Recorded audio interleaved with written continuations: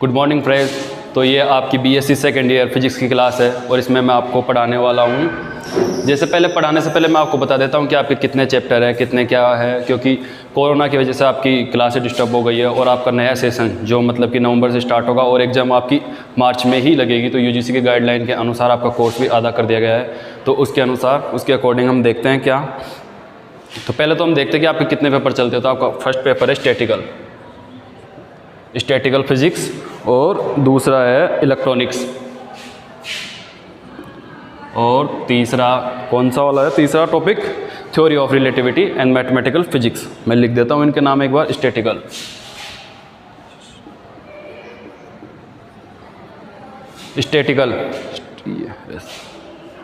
थोड़ा बड़ा लिख देता हूँ,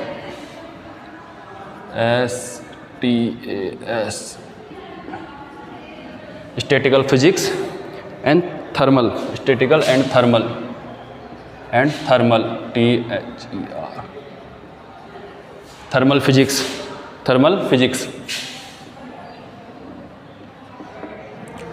और ये आपका फर्स्ट पेपर है जो आपका चल रहा है, आपके हमारे सर पढ़ा रहे हैं आपको फर्स्ट वाला पेपर। और दूसरा पेपर है आपका इलेक्ट्रॉनिक्स।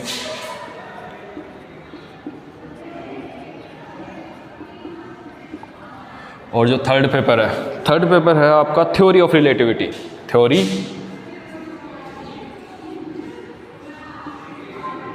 थ्योरी ऑफ रिलेटिविटी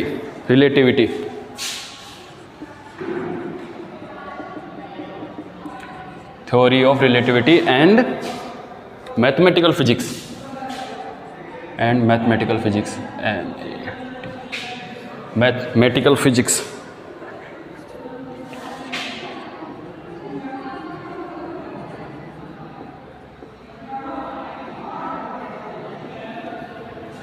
ये तीनों पेपर हैं जो आपके बीएससी सेकेंड ईयर में चलते हैं। फर्स्ट वाला आपके सर करा ही रहे हैं और वैसे और ये दो हैं जो आपको पढ़ने बाकी हैं।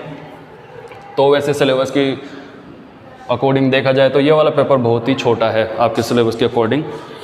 ये दो बचे और इन दो में भी ये वाला जो पेपर है आपका ये बहुत ज़्यादा लेंथी है। तो हम सबसे पहले इसी को स्टार्ट करेंगे।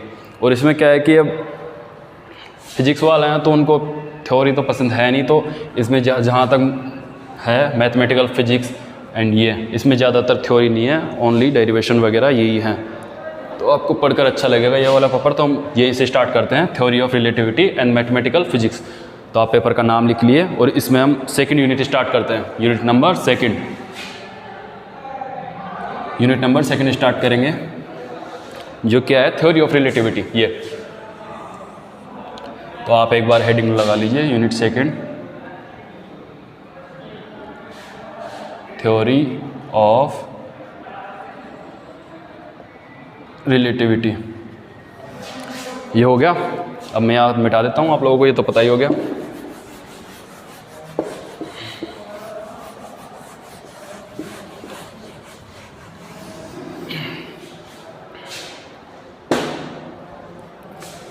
थ्योरी ऑफ रिलेटिविटी, तो इसको अब हिंदी में क्या कहते हैं? आपेक्षिकता का सिद्धांत। आपेक्षिकता का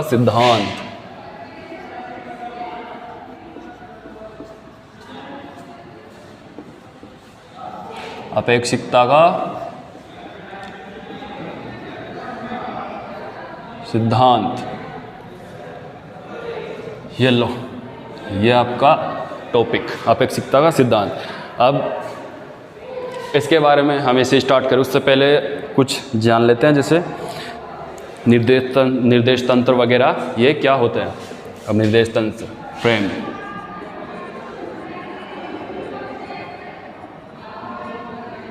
निर्देश तंत्र क्या होते हैं बताएगा कोई? निर्देश तंत्र यानी कि ऐसा निकाय जिसके सापेक्ष किसी चीज़ का अध्ययन किया जाता है या जिसके सापेक्ष अध्ययन किया जाता है। जैसे मान लीजिए अब जैसे कोई गाड़ी चल रही है, ट्रेन चल रही है, या मान लो कोई बंदा दौड़ लगा रहा है। तो कैसे दौड़ लगा रहा है? तो अपन कहाँ से देखते हैं कि यहाँ से लेके वहाँ तक, तो किसके सापेक्ष देखे? कोई पोल, कोई जगह। तो वो ऐसे मतलब निर्देश तंत्र कि किसके सापेक्ष अपन अध्ययन कर रहे हैं किसी भी चीज़ का। जैसे कोई यहाँ ट्रेन चल रही इतनी स्पीड में, तो वहाँ पहुँची, तो कहाँ से कहाँ तक पहुँची? तो जहाँ से लेके वहाँ तक जहाँ पहुँची ना, स्टार्टिंग से एंड तक, वो उसको क्या नाम देते हैं अपन? निर्देश तंत्र। तो अब इसकी डेफिनेशन लिख लेते हैं, तो थोड़ी छोटी सी है तो मैं आपको लिखा देता हूँ। ऐसा निकाय, ऐसा निकाय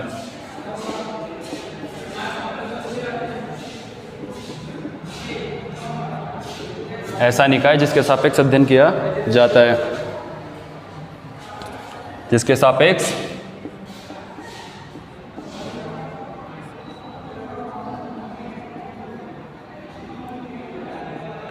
किसी भी चीज़ का क्या किया जाता है, अध्ययन किया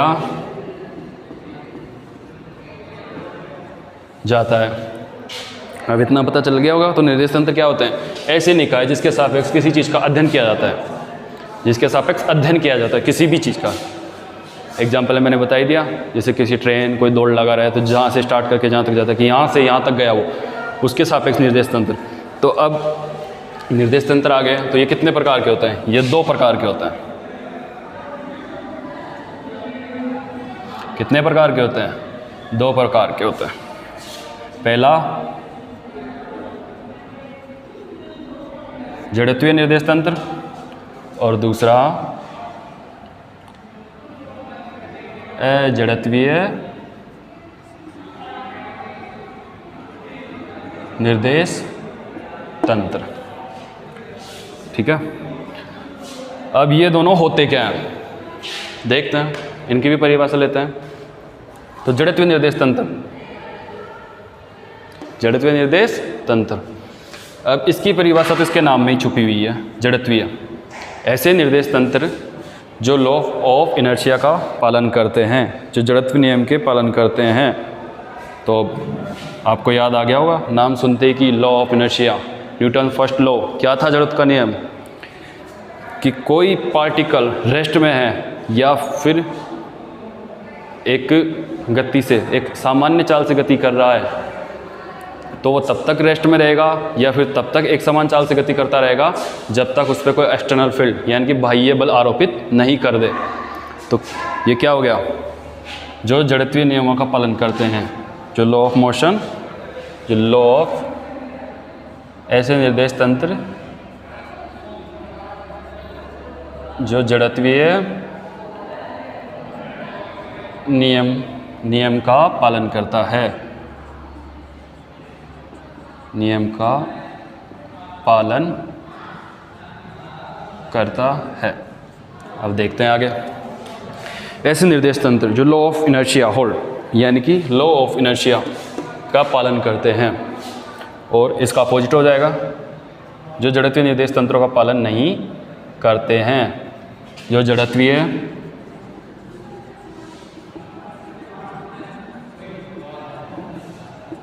तंत्र का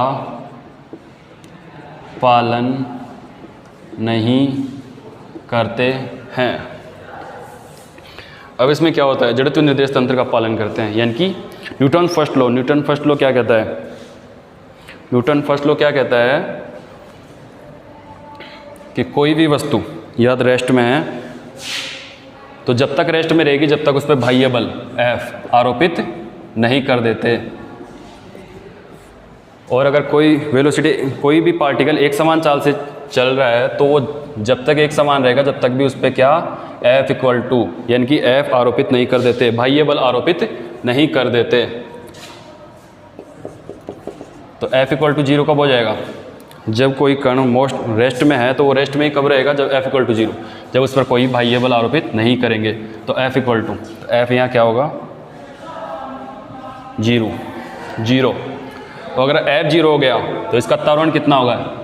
क्या होता है? F बराबर dA/dt, त्वरण में परिवर्तन की दर। सॉरी ये गलत होगा। तो यहाँ क्या होगा? 0। जब त्वरण 0 है तो वेलोसिटी भी क्या होगी? 0, कांस्टेंट। कैसे? A बराबर dV/dt। वेग क्या होता है? त्वरण में परिवर्तन की दर। तो ये क्या होगी? कांस्टेंट।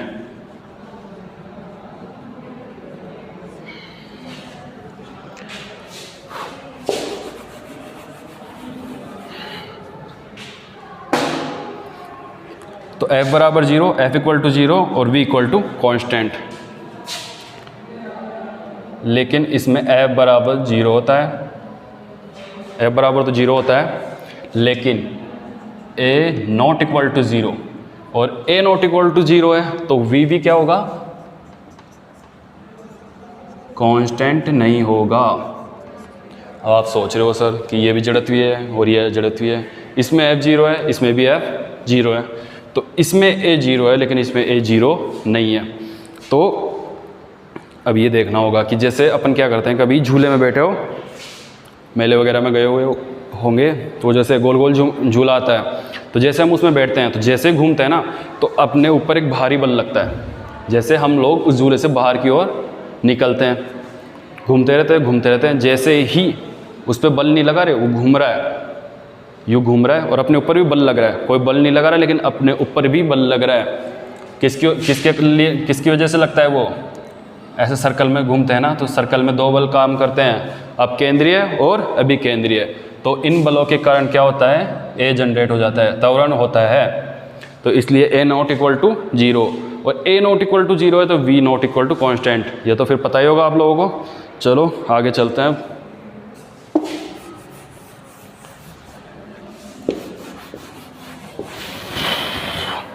आगे चलने से पहले मैं आप लोगों को बता दूं कि यहाँ से हमेशा एक क्वेश्चन पुटअप होता है, जो या तो 2 नंबर का होता है या फिर 3 नंबर का होता है, और कभी कभी क्या होता है कि इन दोनों की डेफिनेशन वगैरह ये भी अगर उसमें इंक्लूड कर देते हैं तो फिर वो उसको 5 नंबर में दे देता है या फिर इससे ज़्यादा भी कर देता है। तो अब क्या क्वेश्चन पुटअप करता है, ध्यान से सुनना आप लोग, कि जड़त्वीय निर्देश तंत्रों में, कौन से निर्देश तंत्रों में, जड़त्वीय निर्देश तंत्रों में जो कण की वेलोसिटी होती है वो कांस्टेंट होती है। क्यों होती है और कैसे होती है वो आपको प्रूफ करना है। प्रूफ कीजिए, हैंस प्रूफ करना है कि जड़त्वीय निर्देश तंत्रों में कण की वेलोसिटी कांस्टेंट होती है। प्रूफ कीजिए। चलो भाई अब करते हैं, प्रूफ करते हैं।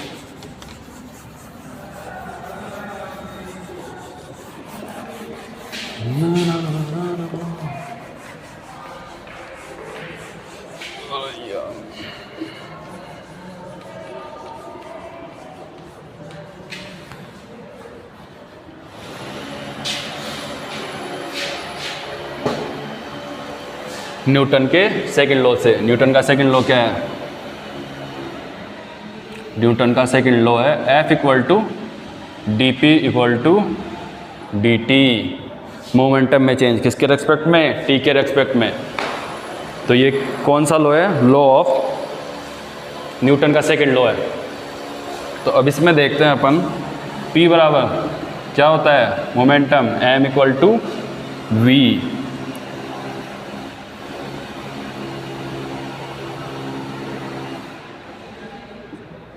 हो गया।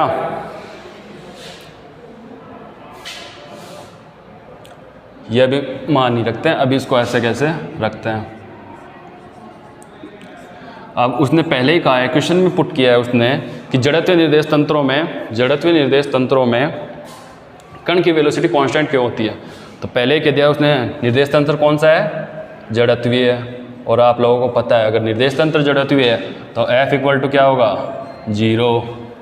अगर F इक्वल टू 0 होगा तो 0 dP अपॉन dt। यहाँ तक कीजिए आप लोग, फिर आगे करवाते हैं। हो गया। तो अब क्या करते हैं, यहाँ तक गया, dP इक्वल टू 0। अब इस दोनों तरफ क्या कर देते हैं, इंटीग्रेट कर देते हैं। तो क्या आ जाएगा, P इक्वल टू कॉन्स्टेंट। क्या मिलेगा अपने को, P इक्वल टू कॉन्स्टेंट। और P हमने माना है, या P क्या है, M equal to V, M equal to V नहीं, और ये कॉन्स्टेंट। M क्या है, मास ऑफ पार्टिकल, जो कि हमेशा कांस्टेंट रहता है। क्या रहता है, हमेशा कांस्टेंट रहता है। तो ये तो ऑलरेडी क्या है, कांस्टेंट। बचा क्या, V। तो V equal to constant. Hence proof. यही अपने को प्रूफ करना था। और यही क्वेश्चन कम से कम 5, मैक्सिमम 5 और मिनिमम, इन दोनों के बीच में क्वेश्चन पुटअप करता है। अगर इसके साथ में जड़त्वीय निर्देश तंत्र दोनों की डेफिनेशन और उनके बारे में पूछता है तो 5 नंबर का। और अगर यही क्वेश्चन आता है कि जड़त्वीय निर्देश तंत्रों में कण की वेलोसिटी कांस्टेंट क्यों होती है, तो फिर 2 या 3 नंबर का या 3 नंबर का हो गया। तो यहाँ तक अगर कोई दिक्कत आई हो तो आप कमेंट कर सकते हैं, मैं आपको और अच्छे से बता दूंगा। अगर नहीं समझ में आया हो तो यहाँ तक एक बार उतारिए इसको, पहले ये उतारना है फिर ये इंटीग्रेटेड थोड़ा सही कर देता हूँ मैं आपको, अगर ना दिखे तो बड़ा कर देता हूँ। dp = 0, दोनों का इंटीग्रेट करेंगे, फिर यहाँ से स्टार्ट होगा यहाँ पे और ये यहाँ तक आ गया, यहाँ तक उतार लिया। अब चलो आगे चलते हैं। अब आपका नेक्स्ट टॉपिक है वो है थ्योरी ऑफ रिलेटिविटी।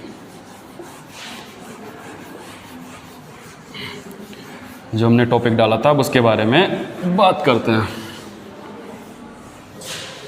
क्या था हमारा टॉपिक? Theory of relativity.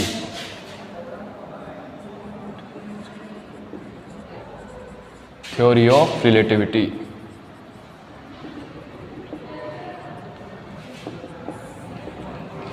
तो ये क्या कहती है थ्योरी ऑफ रिलेटिविटी? जब कण का वेग प्रकाश के वेग के बराबर, यानी कि या बराबर कह सकते हैं या कोटि का बोल सकते हैं, के बराबर हो जाता है, जो न्यूटन के नियम है वो वहाँ पे काम नहीं करते।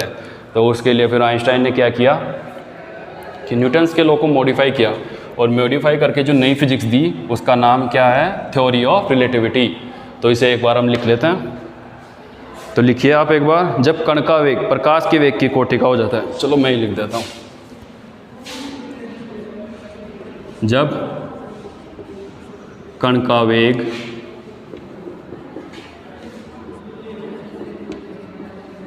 प्रकाश के वेग की कोटि का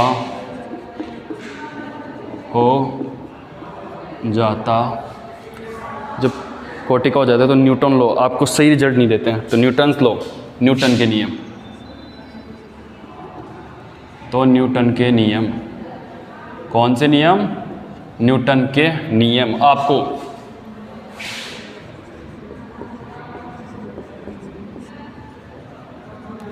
सही परिणाम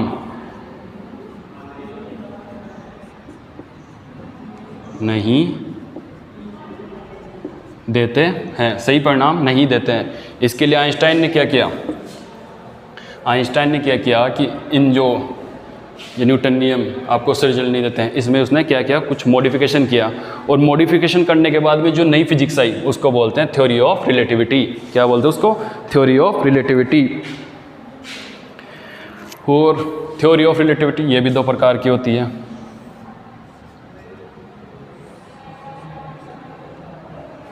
ये भी 2 नंबर, वो 2 तरह की होती है, GTR,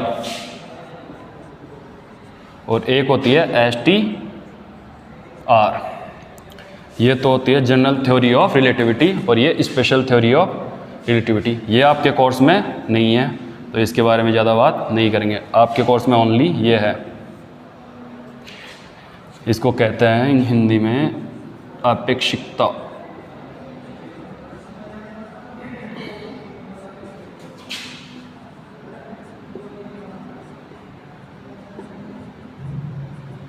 विशिष्ट सिद्धांत,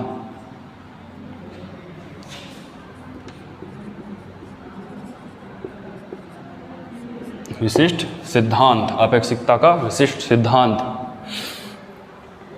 अब इन दोनों में डेफिनेशन, वो डिफरेंस क्या है? General theory of relativity, special theory of relativity.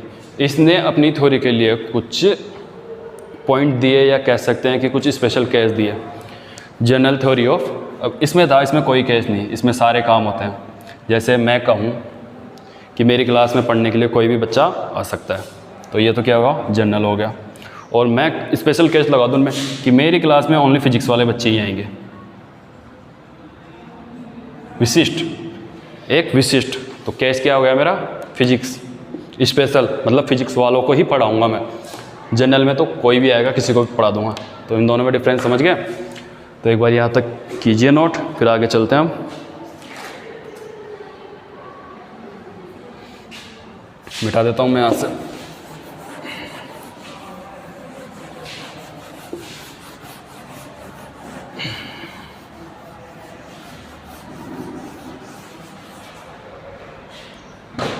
STR, अब मैं पूरा नाम नहीं लिखूँगा, आपने पहले ही नोट कर लिया तो शॉर्ट में लिखते हैं STR। ये 1905 में आइंस्टाइन के द्वारा दिया गया। तो इसके बारे में 2 एब्सोल्यूट दिए गए। एब्सोल्यूट मतलब अभिघृत, अभिघृत यानी कि उस वक्त उसने मुंह से बोल के काम किया था कि ऐसी चीज़ होती है, फिर उसने उसको यूज़ में ले लिया था। उसके कोई प्रैक्टिकल पे वो नहीं थे कि ये हाँ सच में ऐसा होता ही है, उसने सिर्फ माना था, जो अपन करते हैं हमेशा फिजिक्स में, उसने मान के किया था। तो उसके 2 अभिघृत थे। पहला क्या था वो देखते हैं। पहला अभिघृत था कि सभी जड़त्वीय निर्देश तंत्र न्यूटन लॉ, क्या सभी जड़त्वीय निर्देश तंत्र न्यूटन लॉ एक जैसे काम करते हैं। क्या कह रहा है वो कि सभी जड़त्वीय निर्देश तंत्रों में न्यूटन लॉ एक जैसे काम करते हैं। सभी जड़त्वीय निर्देश तंत्र मतलब कोई सा भी हो, तो इसको हम लिख लेते हैं जड़त्वीय निर्देश तंत्र।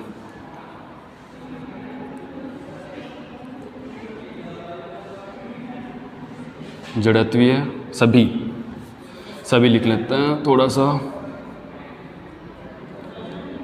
सभी जड़त्वीय निर्देश तंत्रों में न्यूटन नियम समान रूप से कार्य करते हैं। तो क्या था ये कि सभी जड़त्वीय निर्देश तंत्रों में न्यूटन नियम समान रूप से कार्य करते हैं। कैसे कार्य करते हैं? समान रूप से कार्य करते हैं। और इसे क्या कहते हैं? प्रिंसिपल ऑफ इक्विवेलेंस, यानी कि इसे क्या नाम दिया जाता है? तुल्यता का सिद्धांत। क्या? तुल्यता का सिद्धांत। तुल्यता का सिद्धांत। तो कभी आपसे डेफिनेशन पूछ ले, जैसे वैसे तो पूछता नहीं है, इसी के बारे में पूछता है तो आता है, लेकिन फिर भी कभी पूछ ले एक नंबर आधे नंबर में, तो कि तुल्यता का सिद्धांत क्या है? तुल्यता का सिद्धांत वह सिद्धांत है जिसमें सभी जड़त्वीय निर्देश तंत्रों में न्यूटन नियम समान रूप से कार्य करते हैं। यह तो था अभिगत नंबर 1, ये समझ में आ गया होगा। अब दूसरा करते हैं, प्रकाश की चाल या प्रकाश का वेग वो सार्वत्रिक स्थिरांक है। प्रकाश की चाल जिसे प्रकाश का वेग बोलते हैं, प्रकाश की चाल या वेग भी बोल सकते हैं आप लोग। प्रकाश की चाल या फिर प्रकाश का वेग सार्वत्रिक स्थिरांक है। सार्वत्रिक स्थिरांक, प्रकाश की चाल या प्रकाश का वेग सार्वत्रिक स्थिरांक है।